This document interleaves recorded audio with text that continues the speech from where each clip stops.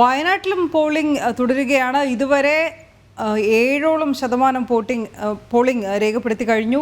14,71,742 വോട്ടർമാരാണ് ജില്ലയിലുള്ളത്. പ്രചാരണത്തിൽ മേൽക്കൈ നേടാനായത് ഗുണം ചെയ്യുമെന്ന് NDA ക്യാമ്പിന്റെ വിലയിരുത്തലുണ്ട്. ഇനി കിറ്റ് വിവാദം കുലുക്കിയ പ്രചാരണ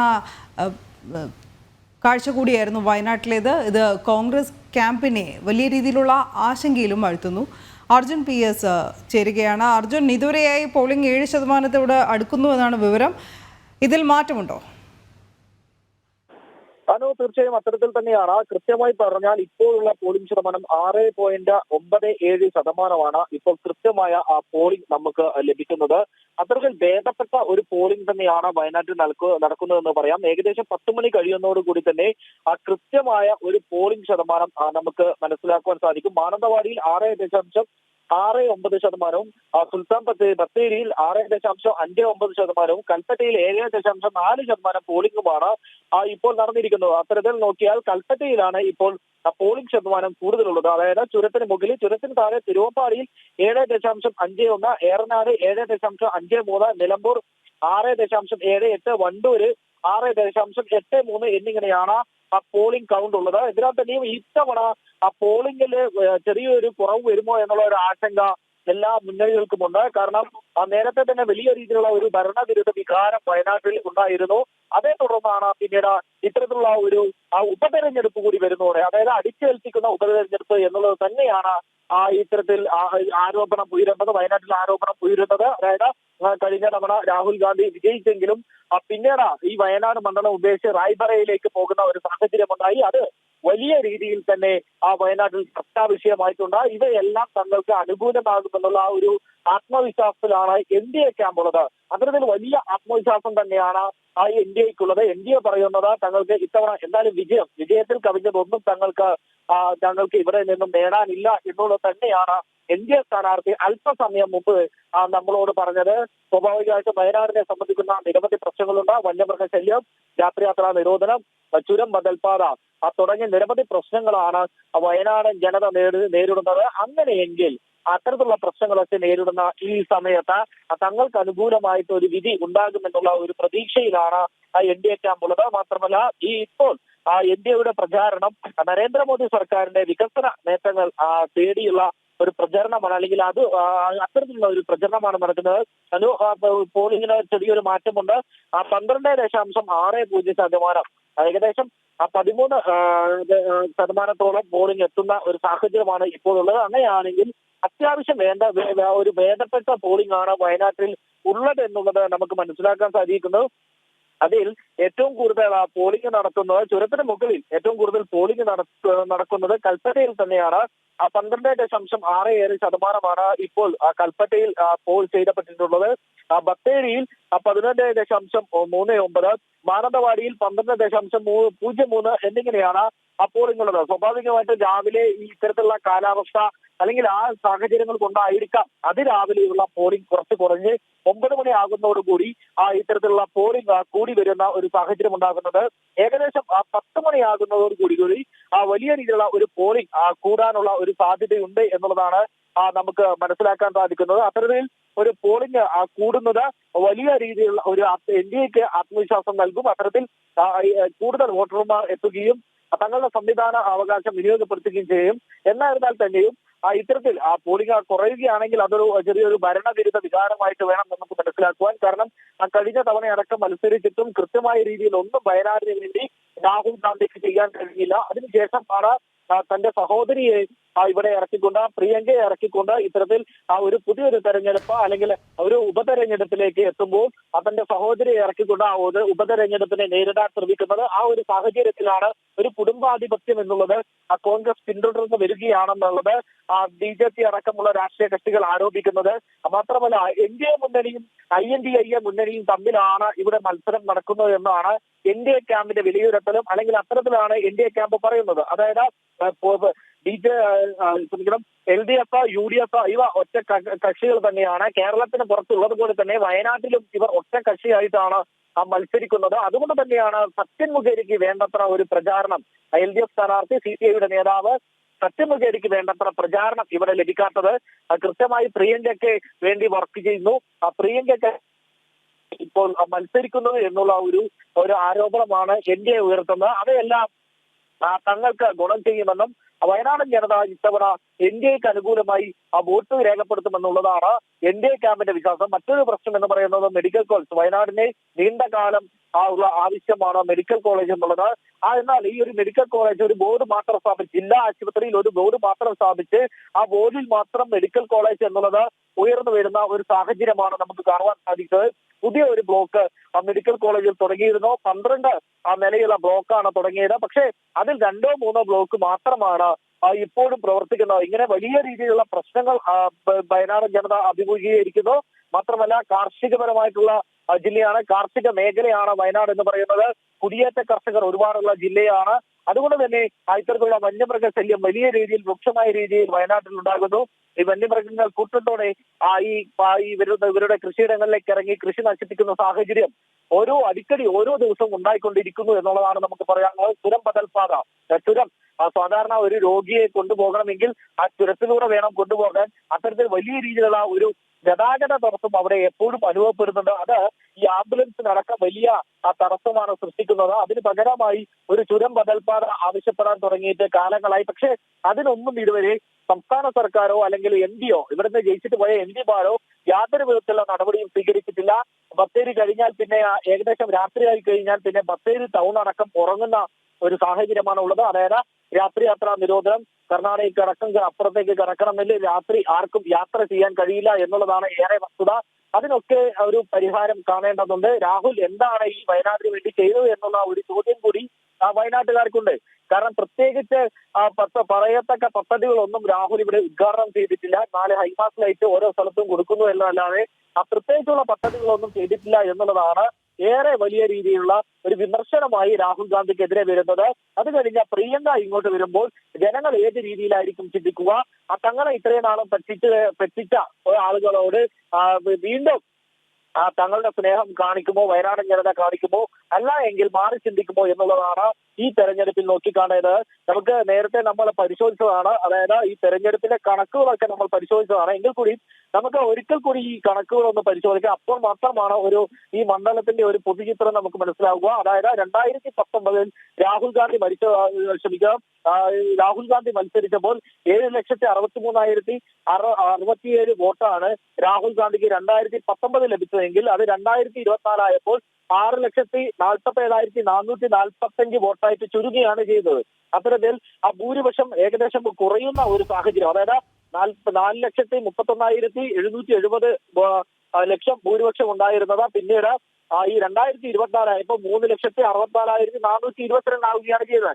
അത്തരത്തിൽ വലിയ ഒരു വ്യത്യാസം രാഹുൽ ഗാന്ധിയുടെ ഭൂരിപക്ഷത്തിൽ കാണുന്ന ഒരു സാഹചര്യം, വോട്ടിൽ കാണുന്ന ഒരു സാഹചര്യമാണ് ഉണ്ടാകുന്നത്. ആനി രാജയ്ക്കാകട്ടെ 2,83,023 വോട്ടാണ് 2024 ലഭിച്ചത്. PT സുധീറിന് 2019 ലഭിച്ചത് 2,74,597 വോട്ടാണ്. അതായത് ഒരു 10,000 വോട്ടിന്റെ കൂടുതൽ മാത്രമാണ് LDF ഉണ്ടായത്. കഴിഞ്ഞ തവണ LDF അനുകൂലമായ ഒരു സാഹചര്യം അടക്കമുണ്ടായിട്ട് കൂടി ഇത്രമാത്രം വോട്ടാണ് വർദ്ധിപ്പിക്കാൻ LDF കഴിഞ്ഞത്. അങ്ങനെയെങ്കിൽ ഈ ഭരണവിരുദ്ധ വികാരം ഉണ്ടാകുന്ന സാഹചര്യത്തിൽ ഈ LDF ഈ തെരഞ്ഞെടുപ്പ് വലിയ രീതിയിൽ ബാധിക്കുമെന്നുള്ളതിൽ സംശയമില്ല. മാത്രമല്ല ഒരിടങ്ങളിലും ഇത്തരത്തിൽ സത്യമുഖേരിക്ക് വേണ്ടിയുള്ള വലിയ പ്രചാരണം നമ്മൾ കണ്ടിട്ടില്ല. വിവിധ ഇടങ്ങളിൽ നമ്മൾ നോക്കിയിട്ടും സത്യമുഖേരിയുടെ ഒരു പോസ്റ്ററോ അല്ലെങ്കിൽ ചിത്രങ്ങളോ കാണാത്തത് വലിയ രീതിയിലുള്ള ഒരു തിരിച്ചടിയാകുമെന്നുള്ളതാണ് NDA ക്യാമ്പിന്റെ വിശ്വാസം. മാത്രമല്ല ഇത്തരത്തിൽ UDF LDF സഖ്യകക്ഷിയായി പ്രവർത്തിക്കുന്നു എന്നുള്ള അടക്കമുള്ള ആക്ഷേപങ്ങൾ നേരത്തെ തന്നെ ഉയർന്നിരുന്നു. ഇനി നമുക്ക് NDAയുടെ ഒരു മുന്നേറ്റം നോക്കാം. അതായത് 2019 തുഷാർ വെള്ളാപ്പള്ളിയാണ് NDAക്കായി മത്സരിച്ചത്. BDJSന്റെ തുഷാർ വെള്ളാപ്പള്ളി മത്സരിച്ചപ്പോൾ 78,816 വോട്ടാണ് അന്ന് തുഷാർ വെള്ളാപ്പള്ളി നേടിയത്. തുടർന്ന് 2024 എത്തിയപ്പോൾ സുരേന്ദ്രൻ അത് 1,41,045 വോട്ടായിട്ട് വർദ്ധിപ്പിക്കുന്ന ഒരു സാഹചര്യം ഉണ്ടായിരുന്നു. ഏകദേശം 40,000-ലധികം വോട്ടുകളാണ് സുരേന്ദ്രൻ അധികമായി പിടിച്ചത്. അത്തരത്തിൽ വലിയ രീതിയിലുള്ള ഒരു മുന്നേറ്റം ഉണ്ടാക്കുവാൻ BJP സംസ്ഥാന അധ്യക്ഷന് കഴിഞ്ഞിരുന്നു. ഈ മുന്നേറ്റം തുടർന്നും ഉണ്ടാക്കാൻ കഴിയുമെന്നുള്ള ഒരു പ്രതീക്ഷയിലാണ് ഇപ്പോൾ NDA ഉള്ളത്. സ്വാഭാവികമായിട്ടും അത്തരത്തിലുള്ള പ്രവർത്തനങ്ങളാണ് ഗ്രാസ് റൂട്ട് ലെവലിൽ ഇറങ്ങിച്ചെന്നുള്ള ഒരു പ്രവർത്തനമായിരുന്നു ഇത്തവണ നടന്നിരുന്നത്. യുവമോർച്ച പ്രവർത്തകർ, BJP പ്രവർത്തകർ അത്തരത്തിൽ വിവിധ BJPയുടെ മറ്റ് RSS പരിവാർ സംഘടനകളടക്കം ഈ തെരഞ്ഞെടുപ്പിൽ വലിയ രീതിയിലുള്ള ഒരു പ്രചാരണം ഈ ജില്ലയിൽ ഒട്ടാകെ നടത്തിയിരുന്നു. ഇവയെല്ലാം തങ്ങൾക്ക് ഗുണം ചെയ്യുമെന്നുള്ള ഒരു പ്രതീക്ഷ NDA ക്യാമ്പിനുണ്ട്. അത്തരത്തിലുള്ള കണക്കൂട്ടലാണ് NDA ക്യാമ്പിനുള്ളത്. സ്വാഭാവികമായിട്ടും രാഹുൽ ഗാന്ധിക്കെതിരെയുള്ള ഒരു വികാരം, ആ ഒരു വികാരം പ്രിയങ്ക മത്സരിക്കുമ്പോഴും ഉണ്ടാകുമെന്നുള്ള ഒരു പ്രതീക്ഷയും NDA ക്യാമ്പിനുണ്ട്. അത്തരത്തിൽ തന്നെയാണ് വയനാടൻ ജനത കഴിഞ്ഞ ദിവസങ്ങളിലൊക്കെ നമ്മൾ ബൈറ്റ് എടുക്കുമ്പോൾ അവരോട് സംസാരിക്കുമ്പോൾ അവർ പറയുന്നത്. മാത്രമല്ല നമ്മൾ പ്രധാനമായിട്ടും കാണേണ്ട ഒന്നുണ്ട്, ചൂരമല മുണ്ടക്കൈ ദുരന്തത്തിൽ അകപ്പെട്ടവർ, അവർക്ക് അവരുടെ ആദ്യ വോട്ടാണിത്. ഉപതെരഞ്ഞെടുപ്പാണ് അവർക്ക് വരുന്നത്. അത്തരത്തിൽ ആദ്യ വോട്ട് വരുമ്പോൾ അവർ ഏത് രീതിയിൽ ചിന്തിക്കുമെന്നുള്ളത് കണ്ടറിയണം. അതായത് CPM വലിയ രീതിയിൽ ഇവിടെ തെറ്റിദ്ധാരണ വരുത്തുമ്പോൾ സർക്കാർ വലിയ രീതിയിൽ ഇവിടെ തെറ്റിദ്ധാരണ വരുത്തുന്ന ഒരു സാഹചര്യമാണുള്ളത്. അതായത് കേന്ദ്ര സർക്കാർ ഒന്നും നൽകിയില്ല എന്നുള്ളതാണ് പറയുന്നത്. പക്ഷേ ദുരന്ത നിവാരണ ഫണ്ടിലേക്ക് കൃത്യമായിട്ടുള്ള പണം കേന്ദ്ര സർക്കാർ നൽകിയിട്ടുണ്ട്. അതും നൽകേണ്ട സമയത്തല്ല, അതിന് മുൻപ് തന്നെ നൽകി എന്നുള്ളതാണ് ഏറെ വസ്തുത. കൃത്യമായി തന്നെ പ്രധാനമന്ത്രി സ്ഥലത്തെത്തി അവലോകനം നടത്തുകയും വേണ്ടത് എന്താണെന്നുള്ളതൊക്കെ അടക്കം ചോദിച്ചു മനസ്സിലാക്കുകയും ചെയ്തിരുന്നു. പക്ഷേ പിന്നീട് കൃത്യമായ ഒരു റിപ്പോർട്ട് നൽകുവാൻ ഒരു മെമ്മോറാണ്ടം നമ്മൾ കണ്ടതാണ്, അല്ലെങ്കിൽ അത്തരത്തിലുള്ള ഒരു എസ്റ്റിമേറ്റ് നമ്മൾ കണ്ടതാണ് ഇങ്ങനെ കൊടുക്കുന്നത്, അല്ലെങ്കിൽ ഇത്തരത്തിലുള്ള ഒരു സാഹചര്യമുണ്ട്. അത്തരത്തിലുള്ള ഒരു ബജറ്റായിട്ടുള്ള ഒരു അവതരണം ഉണ്ടായിരുന്നു സർക്കാരിന്റെ ഭാഗത്തു നിന്നും. പക്ഷേ അതൊക്കെ വലിയ എക്സ്പെൻസ് ഉണ്ടാകുന്ന രീതിയിലുള്ള ഒരു കണക്കാണ് കേന്ദ്ര സർക്കാരിന് കേരളം സമർപ്പിച്ചിട്ടുള്ളത്, ഹൈക്കോടതി സമർപ്പിച്ചിട്ടുള്ളത്. ഒരു മൃതദേഹത്തിന് 70,000 രൂപയൊക്കെയാണ് അതിന് അടക്കം ചെയ്യാൻ പറയുന്നത്. അതൊക്കെ വലിയ രീതിയിൽ LDFന് തിരിച്ചടിയാകുമെന്നുള്ള ഒരു കാര്യമാണ് ഇപ്പോൾ, അല്ലെങ്കിൽ അത്തരത്തിലുള്ള ഒരു വിശ്വാസമാണ് NDA ക്യാമ്പിനുള്ളത്. അത് തങ്ങൾക്ക് ഗുണം ചെയ്യുമെന്നുള്ള ഒരു വിലയിരുത്തൽ NDA ക്യാമ്പിനുണ്ട്. അതായത് നരേന്ദ്രമോദി സർക്കാരിന്റെ വികസന പദ്ധതികളെല്ലാം എണ്ണി പറഞ്ഞുകൊണ്ടുള്ള ഒരു തെരഞ്ഞെടുപ്പായിരുന്നു, അല്ലെങ്കിൽ തെരഞ്ഞെടുപ്പ് പര്യടനമായിരുന്നു സ്ഥാനാർത്ഥി ഇവിടെ നടത്തിയിട്ടുണ്ടായിരുന്നത്. മാത്രമല്ല സുരേഷ് ഗോപി വന്ന് പറഞ്ഞപ്പോൾ ഉണ്ടായിരുന്ന ഒരു കാര്യമുണ്ട്. അതായത് നിങ്ങൾ എനിക്ക് ഈ ഇദ്ദേഹത്തെ ജയിപ്പിച്ചു തരൂ, MP ആക്കി തരൂ, ഞാൻ നിങ്ങൾക്ക് അവരെ ഒരു കേന്ദ്രമന്ത്രിയാക്കി തരാം. അപ്പോൾ ജനങ്ങൾ ചിന്തിക്കുക എന്നുള്ളതാണ് സുരേഷ് ഗോപി കഴിഞ്ഞ ദിവസം പറഞ്ഞത്. അതായത് നിങ്ങൾക്ക് ഒരു സാധാ MP വേണോ, ഒരു കേന്ദ്രമന്ത്രി വേണോ എന്നുള്ളത് ജനങ്ങൾക്ക് ചിന്തിക്കാം, ജനങ്ങൾക്ക് ഡിസൈഡ് ചെയ്യാം. അങ്ങനെ ഒരു MP ആണ് നിങ്ങൾക്ക് വേണ്ടതെങ്കിൽ കൃത്യമായി തന്നെ നവ്യ ഹരിദാസിനെ വിജയിപ്പിക്കുക. നവ്യ ഹരിദാസിനെ വിജയിപ്പിച്ച് വിട്ടുകഴിഞ്ഞാൽ ഒരു കേന്ദ്രമന്ത്രി ആക്കുന്ന കാര്യം ഞാൻ ഏറ്റു എന്നുള്ളതാണ് സുരേഷ് ഗോപി പറഞ്ഞിട്ടുള്ളത്. ഇത്തരത്തിൽ ഭരണവിരുദ്ധ വികാരവും മോദി സർക്കാരിന്റെ വികസന നേട്ടങ്ങളും വലിയ രീതിയിൽ സ്വാധീനം ചെലുത്തിയിട്ടുണ്ട് ഈ വയനാട്ടിൽ. മാത്രമല്ല കഴിഞ്ഞ ദിവസം നമ്മൾ നൽകിയ വഖഫുമായി ബന്ധപ്പെട്ട് തലപ്പുഴയിൽ 5 പേർക്കാണ് നോട്ടീസ് വന്നത്. ഇവിടെയുള്ളവരുടെ ഒക്കെ വികാരം എന്താണെന്നുള്ളത് നമുക്ക് മനസ്സിലാകേണ്ടിയിരിക്കുന്നു. ഇവരൊക്കെ എന്താണ് മനസ്സിൽ കണ്ടിട്ടുള്ളത്, ഇവരൊക്കെ ആർക്കാണ് വോട്ട് ചെയ്യുക എന്നുള്ളത് അടക്കമുള്ള നിർണായകമായിട്ടുള്ള ഒരു തെരഞ്ഞെടുപ്പാണ് ഇപ്പോൾ വരുന്നത്, ഒരു ഉപതെരഞ്ഞെടുപ്പാണ് ഇപ്പോൾ വരുന്നത്. ചൂരമല മുണ്ടക്കൈ നിവാസികളുടെ അടക്കം വോട്ട് ഇതിൽ നിർണായകമാകും. ചൂരമല മുണ്ടക്കൈ നിവാസികൾക്ക് പോകുവാൻ ബസ് ഏർപ്പെടുത്തിയിട്ടുണ്ട്, KSRTC ബസ് ഏർപ്പെടുത്തിയിട്ടുണ്ട്. അവർ വിവിധ സ്ഥലങ്ങളിലാണ് താമസിക്കുന്നത്. അതുകൊണ്ട് തന്നെ ചൂരന്മല നിവാസികൾക്ക് ചൂരന്മലയിൽ തന്നെ വോട്ട് ചെയ്യാനുള്ള ഒരു സ്ഥിതിവിശേഷമുണ്ട്, അല്ലെങ്കിൽ അത്തരത്തിലുള്ള ഒരു സാഹചര്യം ഒരുക്കി നൽകിയിട്ടുണ്ട്.